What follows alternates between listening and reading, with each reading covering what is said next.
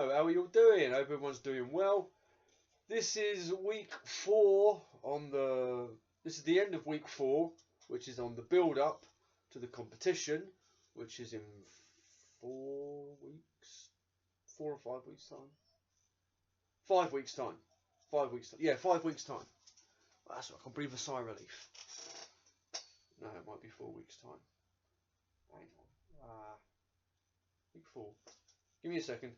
5, 6, 7, 8. Wow. 4 weeks. 4 weeks till competition. Wow. That's slightly nervous. But I think the reason why that is, on your deload week, what is your standard deload week is, if you are lifting, you're lifting a lot less than what you were lifting the week before. So of course this week I've been lifting a lot less than what I was lifting last week, and now I've just sort of, my brain's just gone, 4 weeks from now it's competition. Wow.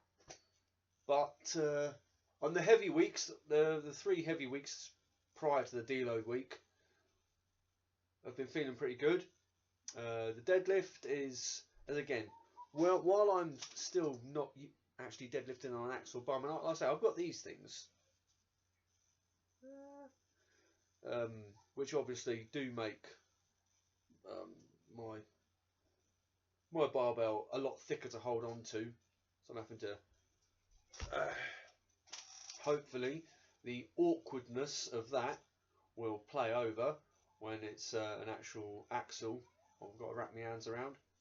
I'm still pretty certain I'm going to stick with the wraparound straps as opposed to the figure eights. I think I could just do with a couple of months worth of lifting with figure eights before I'm 100% confident with them. As I say, what it is with figure eights, you're not going anywhere. So if you take a tumble forwards, your whole body is going to tumble forwards with you till you let go of the bar. Now with the wraparounds, here we go. With these, your hand is holding it around the bar. So once your hand goes, that just slides off and away it goes. With the figure eights, as I say, you are just tied on. So you could essentially lift the barbell without even gripping it. Just let the straps do all the work. As I say, the downside to that is if anything goes ski whiff when you're coming down, then you're coming down hard, strapped onto a blooming barbell. So yeah, I'll probably look into. I'll do some more figure eight work, maybe for more figure eight deadlifts when I've built up a lot more confidence with figure eights and with axles. But I am still quietly confident about that I can get the weight that's needed. What was the next one? Right, the monster the barbell medley. Now I'm not going to complete the medley. I know that I'm pretty much know that for a fact. I would love to be able to get the monster dumbbell over my head at least. It's a 46 kilogram. Prior to what I've been doing, I think I remember hitting 32 and a half, maybe. 35. Week 3, that was week just gone, I hit a really nice 37 and a half. So I was like well chuffed with that. I definitely feel like 40 will go when the time comes. So yeah, I am feeling positive about that. Just because 40 goes, 40 might well go and it might well go smooth, but 40 is not 46 kilograms, which is what I'm going to need to get to at least get the monster dumbbell done. But if it doesn't work, again, I'm not going to be too disheartened. I'm preparing myself for what I believe I am capable of. With the yoke, now, it's 210 kilogram yoke. I recreate it by putting, by standing this high up, so like in a squat, lift it off the ground, and then march for a nice 20 seconds or 20 to 30 seconds. What I'd done the last working week, that was week 3, was I done a hold with 190 kilograms, which was okay. It was okay. I wasn't doing any marching with that one. That was just a static hold. So I think it's very 50-50 with the yoke. It's very 50-50. I've mentioned it before. I'll mention it again. A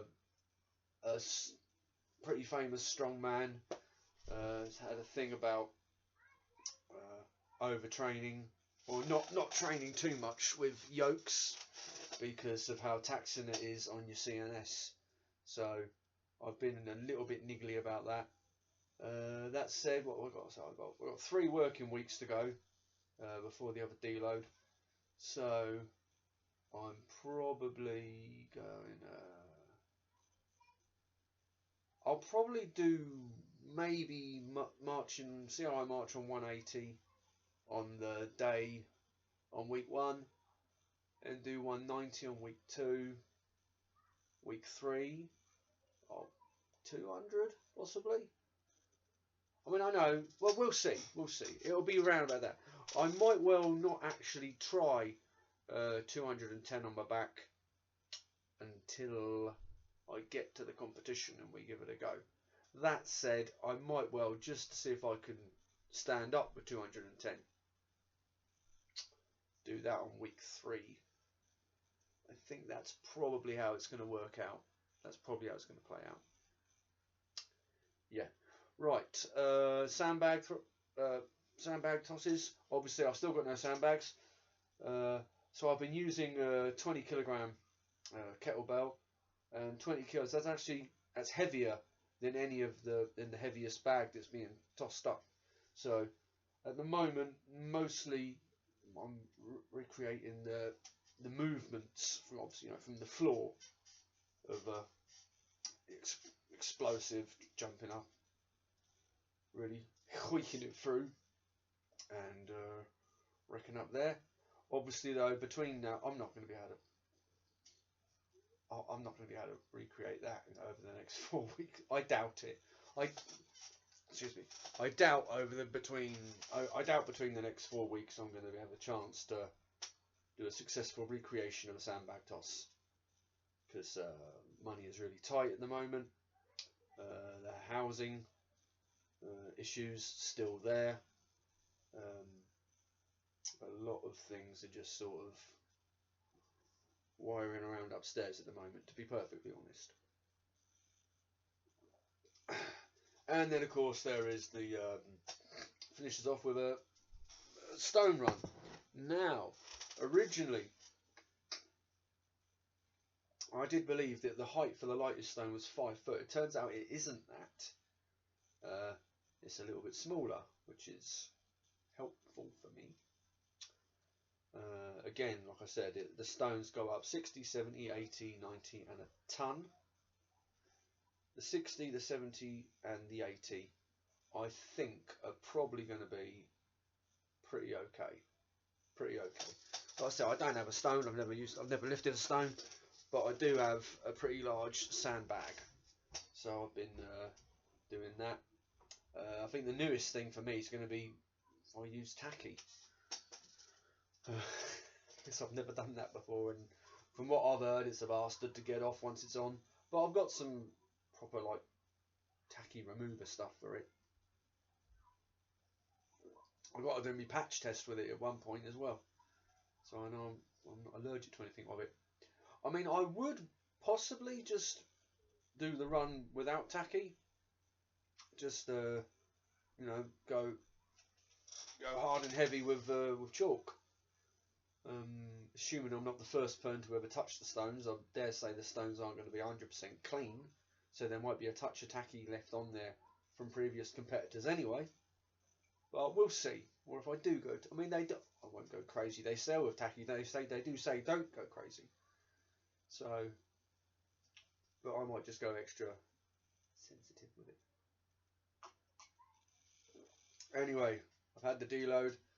It's been awkward because I've had, obviously I've had 3 weeks of lifting really heavy, and then I have a week of suddenly lifting really light, and you start questioning things. You start thinking, okay, well, I'm now backing off the weight. Am I going to feel worse come the next week?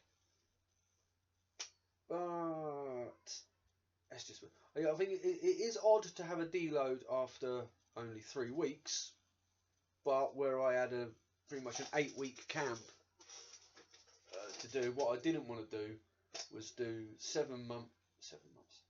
I didn't want to do 7 weeks of prepping and then a week off, because I do believe 7 weeks in a row is too long, and there's a chance that my CNS wouldn't be fully recovered after 7 weeks of going heavy. 1 little week deload in there, so I didn't think it was enough. Normally the rule of thumb tends to be about 4 weeks, 4 weeks of heavy training, maybe 5, but after that you should have a deload where you take the weight off whatever you're lifting, maybe take the reps off whatever you're lifting. I mean, some people for a deload will just not train for a week, but I couldn't do that at all. Couldn't do that at all. Even more so at the moment, like I say, with that housing business we got going on. It's been harder for me to concentrate on, like, my music. Is an example, nothing to do with the training, but my music. It's been harder for me to, like, concentrate on, like, say, songs. Definitely playing scales on the guitars, or playing something solo-y, no singing along on the guitars. That's been quite easier. It has been quite easy, but having the passion behind, say, a full-on song, it's been not difficult, just a little bit. I'm a little bit off base at the minute with that. So if I didn't do training for a whole week, to be honest, I'm not sure what I'd do with myself at all. So yeah. While the housing thingamabobs has been playing a touch on my mind, I do believe having the competition to focus on has definitely been nothing but an asset for me. Yeah, so we deload though, because we have to, because if we keep going 100%, you're going to fry yourself out. You're going to reach a sticking point, and you're not going to get past that sticking point for a longer length of time. So give yourself 4 or 5 weeks, train in heavier numbers, and then we get to that after that 4th or 5th week. Just take it back a bit. Take back the weight you're lifting. Definitely ease off the weight.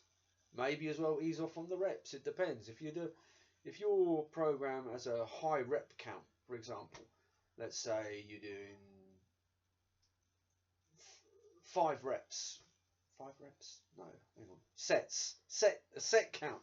Let's say your program, you do 5 sets of whatever.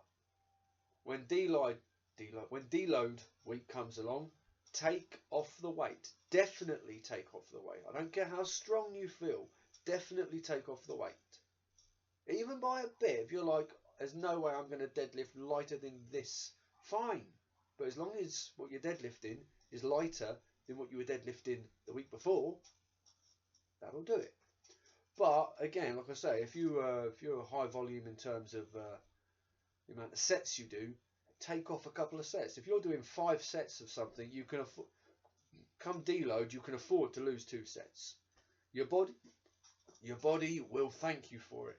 This is deload is a part of your rest and your recovery phase, and it helps.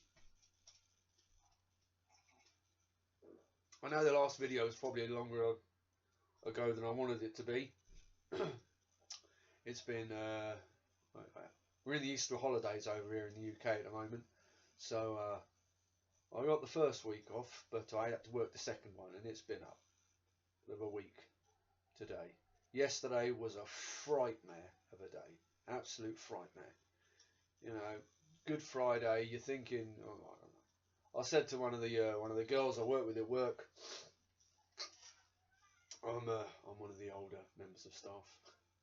I was like, I don't know if it's just me, but when I was young, when I was a teenager, for example, let's say when I was a teenager, definitely, I just don't remember. I don't know if it's because I just didn't go out a lot, but I just don't remember that many places being open on Good Friday, bank holiday, you know. But, you know, it is what it is.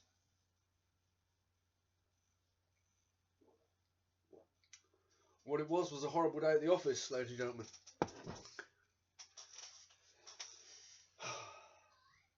So, if you're after a personal trainer or a strength coach, which would be more direct link to me. That said, I am a qualified gym instructor as well. So if you're not following strong man, strong woman ideal, if you just want to get yourself looking slimmer, improving the old shape of the muscles and what have you, I can do all of that. I can do all of that jazz. Hop over to the website www.paulhilylifts.co.uk. Maybe we can sort out some business together. Sorry, that looked a bit dodgy, didn't it? Right, if anyone takes any meaning into that other than what I meant was there's some cookie cutter programs there. If you can follow a program without any help or advice, or if you want to take it further and you want some personal one-to-one coaching, I do that as well, and that is all on the website.